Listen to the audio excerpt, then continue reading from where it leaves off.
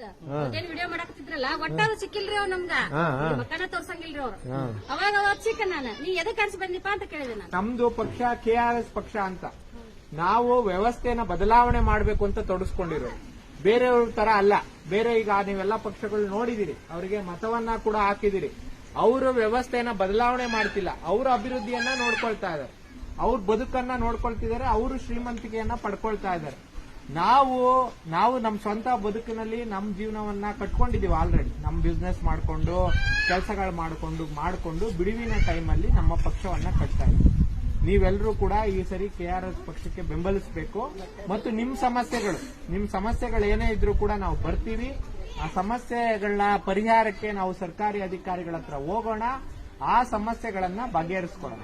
ಈ ವ್ಯವಸ್ಥೆ ಇವತ್ತು ಜಡ್ಗಟ್ಟೋಗಿದೆ. ಯಾಕೆ ಮೇಡಮ್ ಅವರು ಹೇಳ್ತಾ ಇದ್ರು, ಒಳ್ಳೆಯವರು ಸುಮ್ಮನೆ ಇರೋದ್ರಿಂದ ಈ ವ್ಯವಸ್ಥೆ ಜಡ್ಗಟ್ಟಿದೆ. ನಮ್ಗೆ ಒಳ್ಳೆ ಆಸ್ಪತ್ರೆಗಳು ಬೇಕು, ನಮ್ಮ ಮಕ್ಕಳಿಗೆ ಒಳ್ಳೆ ಶಾಲಾ ಕಾಲೇಜುಗಳು ಇರಬೇಕು. ಫ್ರೀ ಆಗಿರ್ಬೇಕಾ ಬೇಡವಾ? ಫ್ರೀ ಆಗಿರ್ಬೇಕು. ಯಾರಿಗಾದ್ರೂ ಆರೋಗ್ಯ ಹದಗೆಟ್ರೆ ಒಳ್ಳೆ ಸರ್ಕಾರಿ ಆಸ್ಪತ್ರೆಗಳು ಬೇಕು. ಇದು ನಮ್ಮ ಮೂಲ ಉದ್ದೇಶ. ಹಾಗಾಗಿ ನಮ್ದು ಮತ ಚಲಾಯಿಸುವಂತ ಪಕ್ಷ. ನೀವು ದಯವಿಟ್ಟು ಈ ಬಾರಿ ಆದ್ರೂ ಕೇವಲ ಹಣಕ್ಕೋ, ಹಣದಾಸೆಗೋ, ಮತ್ತೊಂದಕ್ಕೋ ಯಾವುದಕ್ಕೂ ಕೂಡ ಮತ ಚಲಾಯಿಸಬೇಡಿ. ಯಾವುದಕ್ಕೂ ಮತ ಚಲಾಯಿಸಬೇಡಿ ದಯವಿಟ್ಟು. ನಾವು ನಿಮ್ಗೆ ಯಾರಿಗೂ ಹಣ ಕೊಡಲ್ಲ.